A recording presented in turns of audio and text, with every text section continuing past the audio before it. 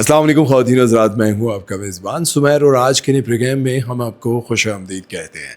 दोस्तों, आज भी हमारे पास बहुत ज़बरदस्त किस्म की अपडेट्स हैं, बहुत ज़बरदस्त किस्म की खबरें। लेकिन सबसे पहले हम बात करेंगे फ़िरोज़ खान की एक्स वाइफ अलीज़ा सुल्तान के बारे में। अलीज़ा सुल्तान को आजकल बहुत ज़्यादा ट्रोल किया जा रहा है क्योंकि आप सबको याद होगा कि अलीज़ा सुल्तान की लोगों को एक बात बहुत ज़्यादा अच्छी लगती थी, वो ये कि वो दुपट्टा हमेशा किया रखती थी, क्या कहते हैं, करके रखती थी। लेकिन आजकल उनका कुछ कंटेंट ऐसा आ रहा है, कुछ वीडियोस ऐसी आ रही हैं जिसमें वो दुपट्टा नहीं कर रही और बिल्कुल दुपट्टे के बगैर वीडियोस बना रही हैं और उन वीडियोस को देखकर लोगों को बहुत बुरा लग रहा है। वो इसलिए बुरा लग रहा है क्योंकि ज़ाहिर है, लोग जब फ़िरोज़ खान के मामले में कंट्रोवर्सी बनी थी तो लोगों ने कहा था कि इतनी अच्छी शरीफ दुपट्टा सर पर लेने वाली बीवी के साथ ये किया, और लोगों ने बहुत साथ भी दिया था। कुछ लोगों ने फ़िरोज़ खान का साथ दिया था और कुछ लोगों ने अलीज़े का साथ दिया था।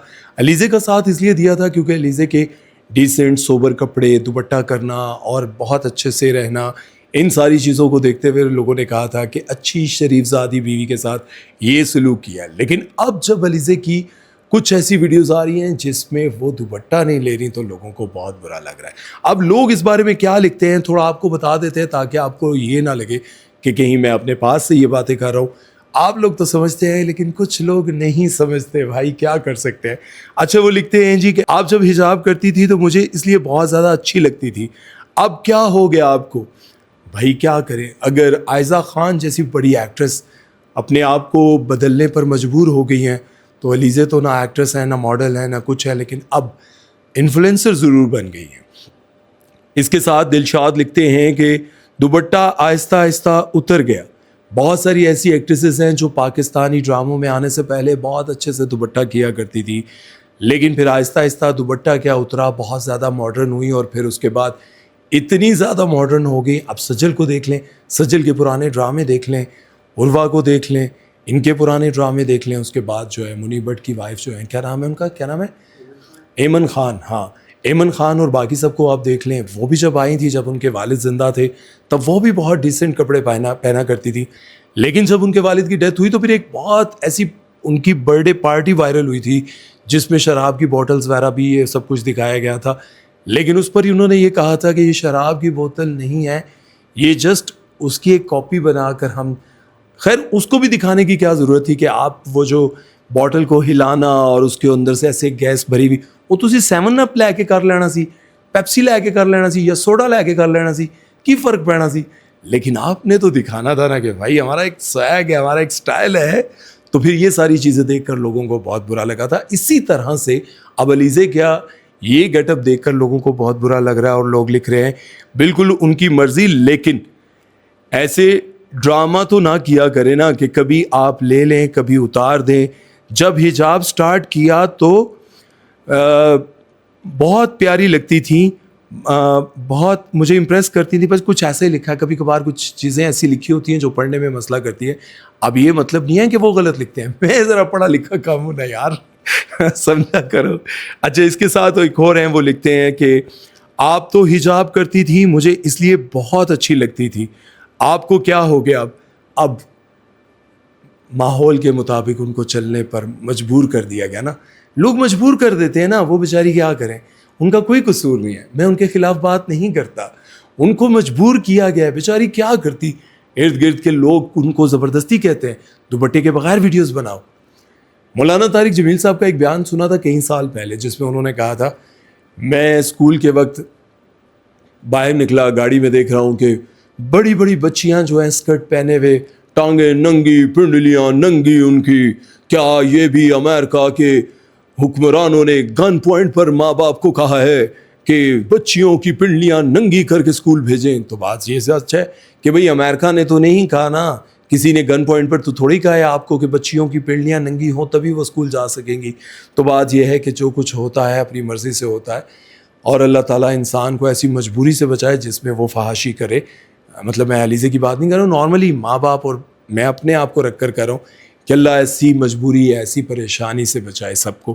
खैर, चलते हैं नेक्स्ट खबर की तरफ। वो बात करते हैं जी बुशरा अंसारी जी के बारे में। बुशरा अंसारी जी का एक पॉडकास्ट आया जिसमें उन्होंने बड़े बड़े इंकशाफात किए, और उन चीज़ों को सुनकर मुझे यूँ लगा कि बुशरा आपा भी ना सबा फैसल की तरह जब भी पॉडकास्ट करती हैं तो बहुत सारी बातें दे जाती हैं जिसको बैठकर लोग सुनते भी हैं, देखते भी हैं। और पॉडकास्ट मज़ा भी ऐसा ही आता है जिसमें चीज़ें कुछ अच्छी और मज़ेदार हो।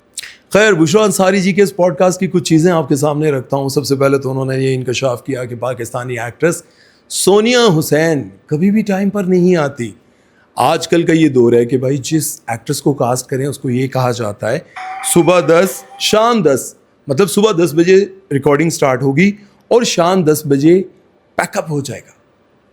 लेकिन वो ये कहती हैं कि सोनिया बहुत अच्छी एक्ट्रेस है, लेकिन उसमें एक बीमारी है कि वो कभी टाइम पर नहीं आ सकती, वो 2 बजे नहीं आ सकती। लेकिन ये बुराई करते करते एक अच्छाई भी उन्होंने ये बताई कि जब वो सेट पर आ जाती हैं, मतलब 2 बजे ही आए, जब वो सेट पर आ जाती हैं तो उसके बाद जितना मर्जी उनसे काम करवाएं वो नखरे नहीं करती, वो दड़ादड़ काम करती रहती हैं। बेशक रात 3 बजे तक उनसे काम करवाएं, लेकिन सुबह उनसे जल्दी नहीं उठा जाता। और मेरा ख्याल है कि शायद इसी वजह से उनको काम भी कम मिलता है। आपको पता है, माजी के भी बहुत सारे ऐसे एक्टर हैं, बहुत सारे ऐसे लोग हैं जिन्होंने अपनी कामयाबियां सिर्फ इस वजह से गंवा दी कि वो टाइम पर उठ नहीं सकते। मेरे इर्द गिर्द बहुत सारे ऐसे लोग हैं जो टाइम पर नहीं उठ सकते, और यही वजह है कि वो टैलेंटेड होने के बावजूद भी काम नहीं कर सके। और बहुत सारे ऐसे लोगों को भी मैंने देखा जिन्होंने उरूज देखा, उरूज पर जाकर भी वो टाइम पर नहीं उठ सके। अगर एक बंदे को बहुत ज़्यादा फेम मिल गया, बहुत अच्छा काम मिल रहा है, एक ड्रामा, दूसरा ड्रामा, एक फिल्म, दूसरी फिल्म, उसमें तो उसको मैनेज करना पड़ेगा ना, जल्दी उठना पड़ेगा, सेट पर टाइम पे जाना पड़ेगा, अपनी फिटनेस का ख्याल रखना पड़ेगा, खाना पीना सब कुछ देखना पड़ेगा। आपको पता है, इंडिया के बहुत बड़े एक्टर हैं जिनका नाम है गोविंदा। गोविंदा ने क्या कमाल उरूज देखा है भाई, एक से एक बढ़कर सुपर हिट फिल्म। वो कहते हैं, लोग वहाँ के कहते हैं कि हमने वो वक्त भी देखा कि गोविंदा ने अमिताभ बच्चन को भी इंतज़ार करवाया, शाहरुख खान को भी इंतज़ार करवाया। ये सब मजबूर होते थे गोविंदा का इंतज़ार करने पर, क्योंकि उस वक्त उनका नाम था, उनका उरूज था। लेकिन क्या है कि वो इन चीज़ों को इग्नोर नहीं कर पाए, अपने आप को मेंटेन नहीं कर पाए। वक्त के साथ चलने में उनको दुश्वारी थी।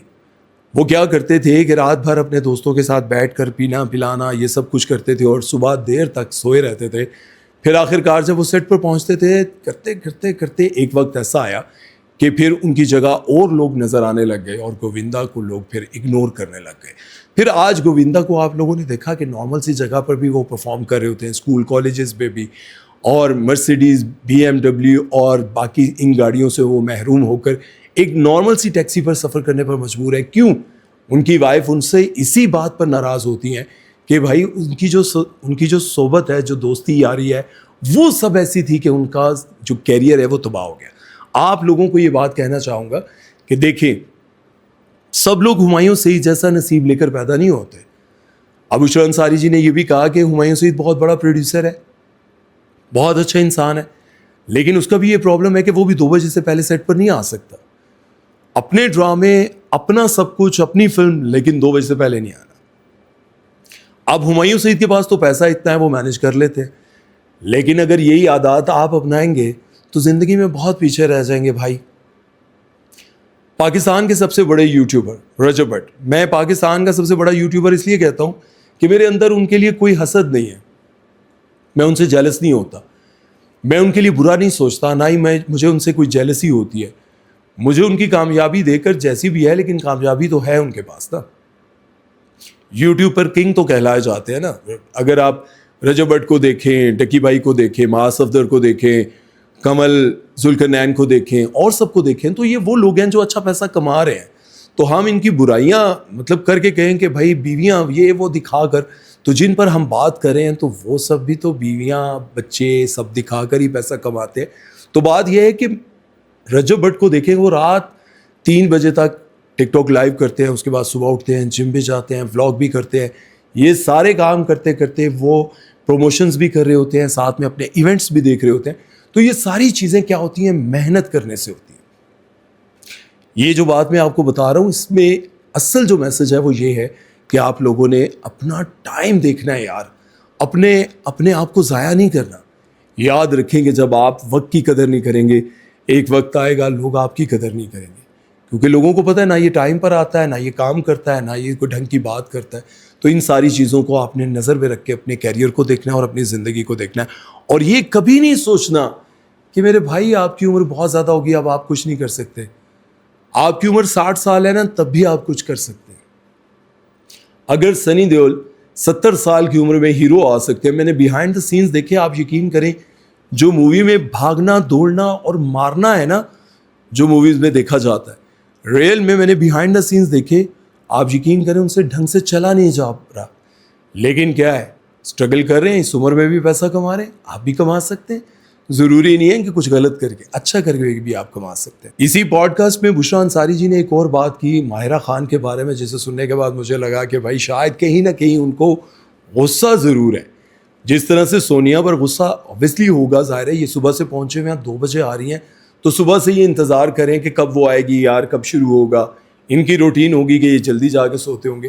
اسی طرح سے انہوں نے ماہرہ خان کے بارے میں بتایا کہ ماہرہ کی ایک پرابلم ہے کہ وہ بہت زیادہ بیزی رہتی ہے، میسیجز کا جواب نہیں دیتی. میں نے ماہرہ کو میسیجز کیے، ماہرہ نے میسیجز 2 دن تک نہیں دیکھے. میں نے ماہرہ کا نمبر ہی ڈیلیٹ کر دیا اور کہا بھائی تم بزی بندے ہو. میں ٹھیک ہے ڈیلیٹ کر دیا میں نے نمبر. لیکن 2 دن کے بعد جب میسیج آیا تو میں نے پوچھا کون، لکھا آ رہا تھا MK. تو میں نے سوچا ہے اللہ مشی خان کا تو نہیں ہے. پھر میں نے سوچا مشی خان تو نہیں ہو سکتی، ہاں نہیں مشی تو نہیں ہو سکتی، کون ہو سکتا ہے. میں نے لکھا کون، تو آگے سے اس نے جواب دیا میں ماہرہ.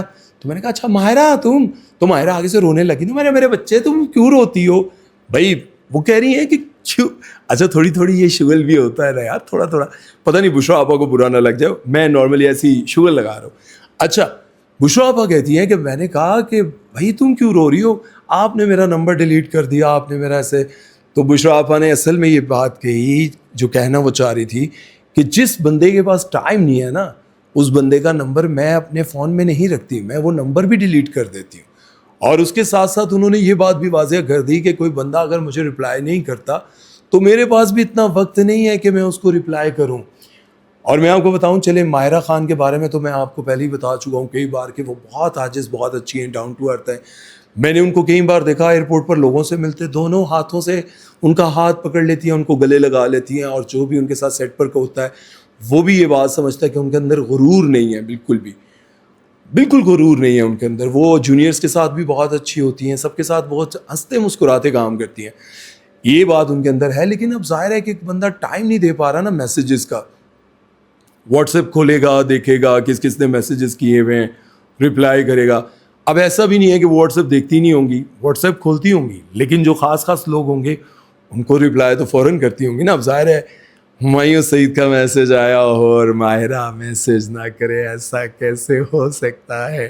ماہرہ ایسی ہی بات کرتی ہے نا. میں نے دیکھا جب میں وہاں پہنچی تو میں نے دیکھا کہ آگے ہمایوں سعید ہے. میں نے کہا ہمایوں مجھے کیسے نہیں دیکھے گا؟ تو اسی طرح سے جو ہے وہ ماہرہ خاص لوگوں کو میسیجز کر دیتی ہوں گی. اور مجھے لگتا ہے کہ یہ چیزیں پھر ظاہر ہے سینئرس کو برا دیکھ کر لگتا ہے. تو میرا خیال ہے کہ اگر آپ کو، اچھا میری بھی یہ عادت ہے، مجھے کوئی رپلائی نہ کرے اور میرا دل کرتا ہے میں اس کو ڈیلیٹ کر دوں، بلاک کر دوں. میرے اندر بھی یہ پرابلم ہے اور ہوتا ہے. لیکن پھر ہم سوچتے ہیں کہ کسی کے لیے ہم اہم ہوں گے تو رپلائی کر دے گا، نہیں اہم ہوں گے تو ہمیں ٹینشن لینے کی کیا ضرورت ہے.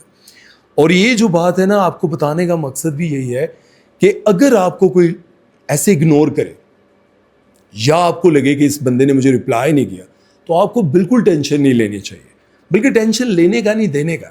آپ کو چاہیے کہ اس کے میسج کو اگنور کریں. جب رپلائی کر دیا تو آپ بھی 2 دن بعد رپلائی کر دیں. آپ کو کیا ضرورت پڑی ہے کہ آپ اسی وقت رپلائی کریں؟ آج میرا مائک آپ دیکھ رہے ہیں، یہ بیرو کا چشمہ ہے. خیر اس بارے میں اب آپ لوگوں کی کیا رائے ہے کامنٹ سیکشن میں ضرور بتائیے گا. چلتے ہیں نیکسٹ خبر کی طرف اور بات کرتے ہیں جی فلک شبیر کے بارے میں. فلک شبیر کے بارے میں، سارہ خان کے بارے میں، علیزہ شاہ نے، علیزہ سلطان ہے نہیں، علیزہ شاہ نے ایسے انکشافات کیے ہیں کہ بھائی ان کے پول کھول کے رکھ دیے ہیں. جیسا کہ آپ سب کو پتہ ہے کہ کچھ دن پہلے مریم نواز نے ویپ اور ان چیزوں پر پابندی لگائی اور کہا کہ جو بھی بچے ویپ پیتے ہوئے نظر آئیں گے یا ان کے پاس سے برآمد ہو جائے گا تو ان کو 6 ماہ قید اور 5 لاکھ روپے جرمانہ کیا جائے گا. بہت اچھا اقدام تھا. اسی پر فلک شبیر نے کہا کہ بھائی یہ جو آپ کر رہی ہیں بہت اچھا کر رہی ہیں، میں چاہتا ہوں، کیونکہ میں 2 بیٹیوں کا باپ ہوں، میں چاہتا ہوں کہ آپ یہ بھی کریں کہ یہ جو لڑکیاں شارٹ کپڑے پہن کر آ جاتی ہیں مال میں, مارکیٹس میں, اس طرح سے ان پر بھی پابندیاں لگائیں. اب جب یہ انہوں نے کہنا تھا تو بہت سارے لوگوں نے پہلے تو فلک شبیر کو ٹرول کیا, جو کہ میں کل آپ کو بتا چکا ہوں کہ بھائی پہلے تو خود دیکھو نا, ساری زندگی, آدھی زندگی آپ لوگ باہر گزارتے ہو, یورپ, کینیڈا, امریکہ, پتہ نہیں کہاں کہاں گھومنے جاتے ہو, وہاں پر آپ پابندیوں کی بات نہیں کرتے ہو, وہاں تو ساحل سمندر پر آپ بیٹھ کر انجوائے کرتے ہو. ہاں پتہ نہیں نا, تسی بڑے سیاڑے ہو سارے. اچھا وہ کہتے ہیں کہ وہاں پر تو آپ انجوائے کرتے ہیں اور پاکستان میں آپ پابندی کی بات کرتے ہیں. تو علیزے شاہ نے ان کو اسی کے ساتھ, یہ جب وائرل ہوا کہ لوگ ان کو ٹرول کر رہے ہیں کہ بھائی پاکستان میں شارٹ کپڑے پہننے پر پابندی لگائی جائے, یہ صاحب کہہ رہے ہیں, یہ کہہ رہے ہیں کہ ایسا قانون بھی لائے. تو اس پر انہوں نے کہا کہ آج سے 4 سال پہلے میرا خیال ہے کہ علیزے نے ان کے میوزک ویڈیو میں کام کیا تھا, تو وہ کہہ رہی تھی کہ بھائی جو کپڑے یہ مجھے دے رہے تھے وہ کپڑے پہننے میں میں کمفرٹیبل محسوس نہیں کر رہی تھی. میں نے کہا کہ بھائی میں اس طرح کے کپڑے نہیں پہنوں گی کیونکہ وہ بہت زیادہ ریویلنگ تھے. تو میں نے انکار کیا, تو انہوں نے کہا نہیں بھائی یہی پہننے ہیں, یہی کپڑے پہن کر آپ کو میوزک ویڈیو میں آنا پڑے گا. اب ظاہر ہے میرے کیریئر کا سوال تھا, میں نے کام کرنا تھا تو میں نے کر لیا, اور مجھے یہ پتہ چلا کہ وہ کپڑے ڈیزائن جو ہے وہ سارا خان نے کیے, جبکہ آپ یہ بات بہت اچھے سے جانتے ہیں کہ سارا خان کو ہمیشہ میں کیا پروموٹ کروں گا, لیکن میں ان کی تعریف کرتا رہتا ہوں کہ وہ بہت ڈیسنٹ سوبر کپڑے پہنتی ہیں.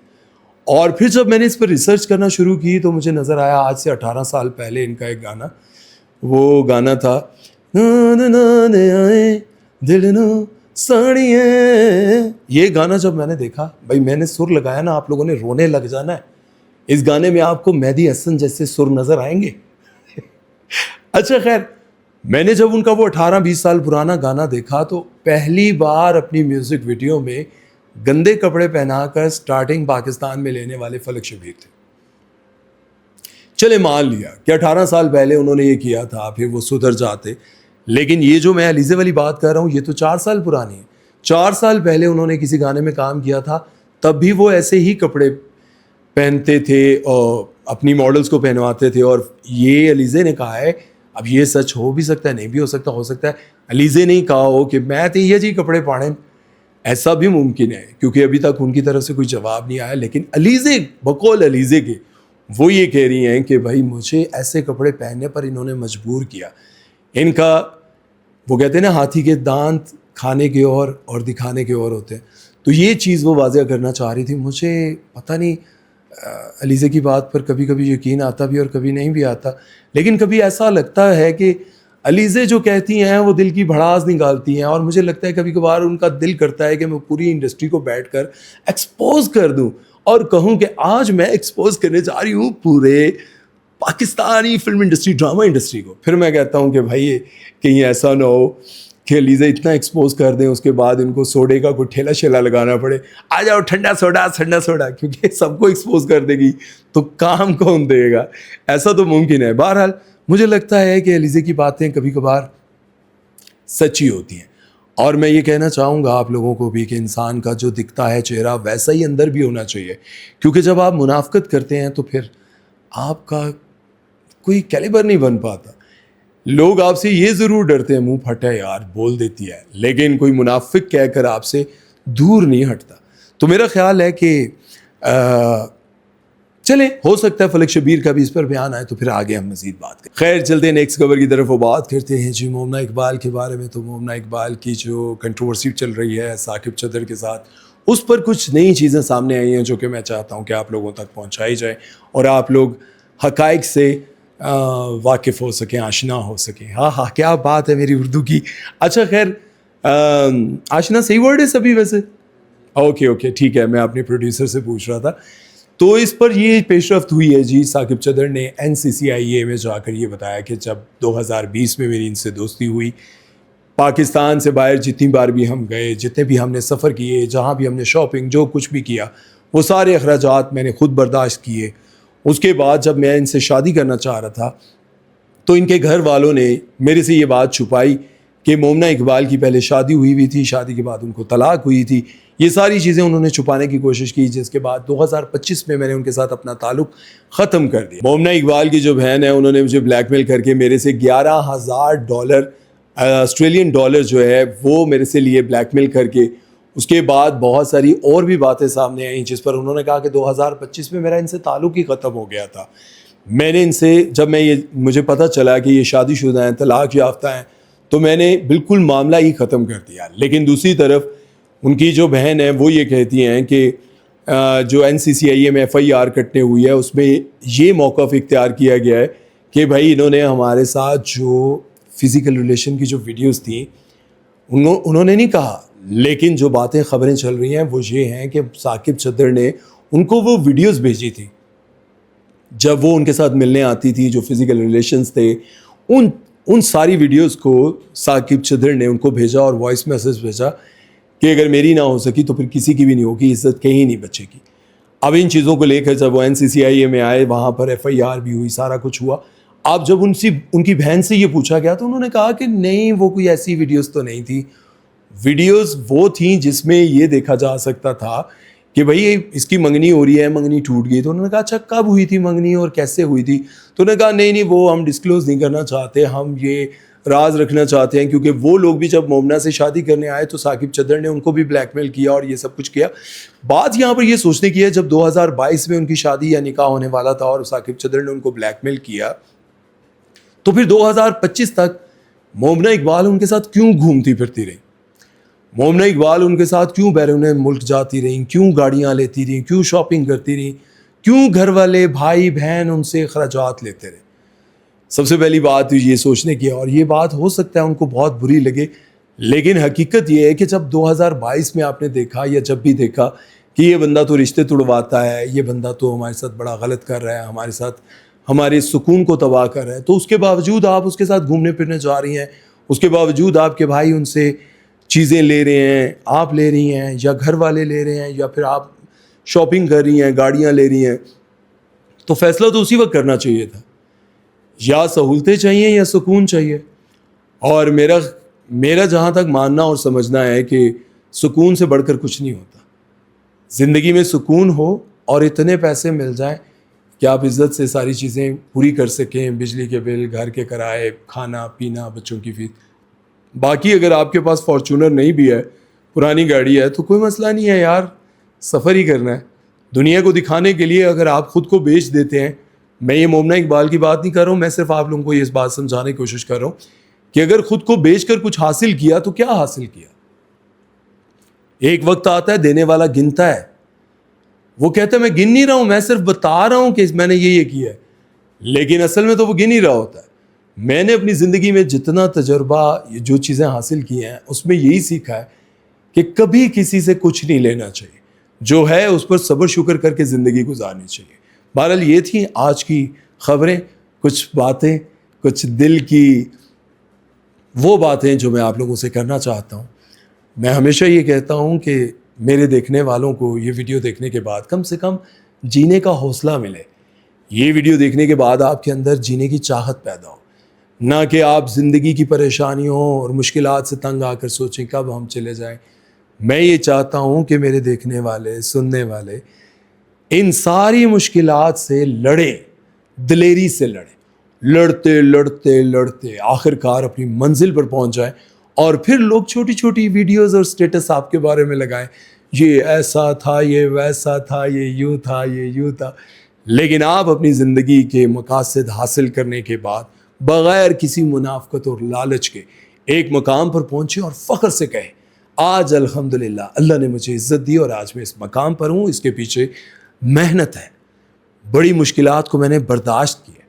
یہ میں چاہتا ہوں, نہ کہ میں یہ چاہتا ہوں کہ ان خبروں کو دیکھ کر آپ سوچیں کہ یار اس نے ویسا کیا, اس نے ویسا کیا. نہیں, ان خبروں سے اپنی زندگی میں بہتری لانی تاکہ آپ کی زندگی اچھی گزر سکے.